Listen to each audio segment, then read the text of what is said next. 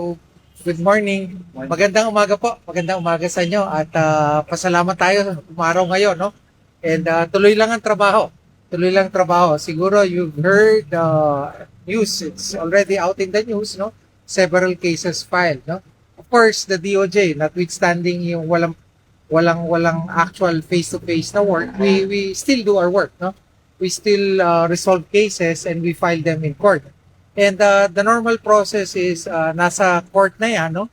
So on the substantive matter, we will not comment anymore, no? Familiar na rin kayo with what we can share is yung mga names, no, of those accused and the charges filed, no? But other than that, we don't want to kasi magta-trial na yan no? Yung mga recent cases na final namin. So nagre-ready na rin yung mga trial prosecutors namin so that they will be ready in presenting the evidences in court, no? So, any particular question?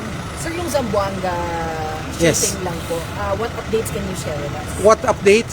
Okay, this is from the also ano din, hearsay from what you know, ongoing investigation ng ano natin. Ongoing investigation ng law enforcement agencies natin. We're waiting for ano, I understand in-invite na rin yung ano yung may-ari ng barel, no, and for questioning, no, but still the Department of Justice, our field office will be ready to accept kung ano man ifa-file na complaint doon, and we will be ready to act on that. Since the DOJ is a member of the Anti-Terror Council, ano po yung parang mas long-term na gagawin nating action? Naalala ko po kasi yung Tacloban shooting na bring up na ito, Yes. na parang i-invoke or gagamitin yung Anti-Terror Council to deal with this, especially if it's related with MPD. Well, ang medyo malalim na what our law enforcement agencies have pursuing now and agents, no? We have now teams looking at possibilities. Alam nyo yung we're confirming information na mentor. Alam nyo yung mini-mentor yung mga bata na may nag-e-engage sa kanila. Tinetext sila tapos parang mayroon silang kinoconsult na okay ba itong ginawa ko? Ano ba itong gagawin ko? So we're pursuing those aspects, no? But the details, I can only give you generalities kasi ongoing yung actions ng law enforcement agencies natin.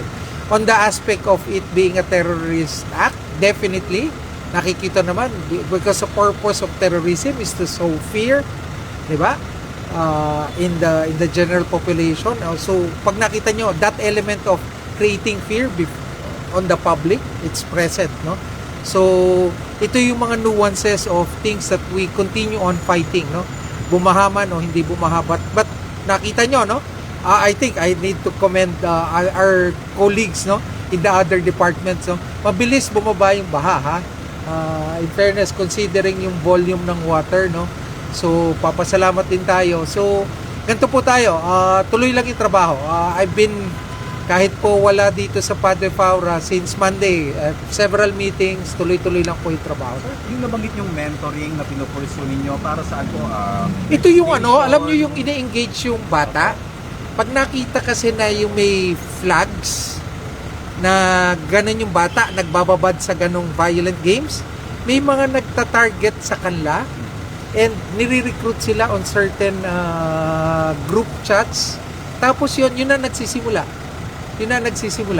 So, pero heavy na ang mga law enforcement agencies natin on this. We're pursuing all these leads, no?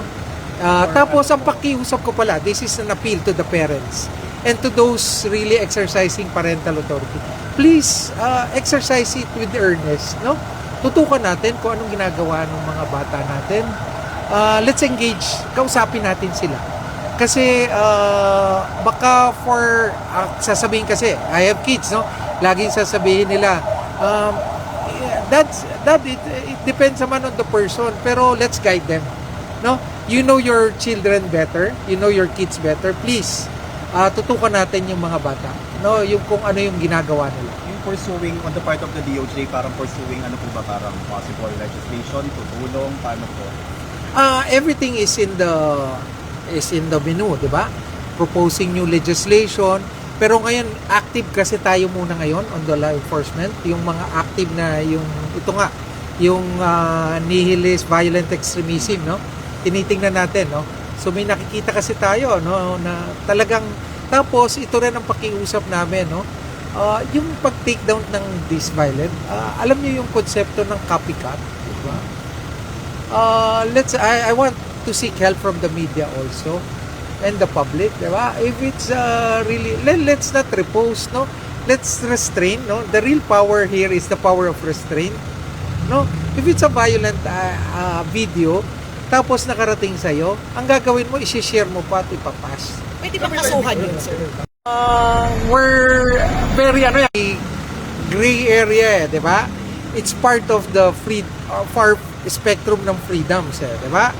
Pero yung sharing, we can do it individually as Filipinos. Let's help in this, no?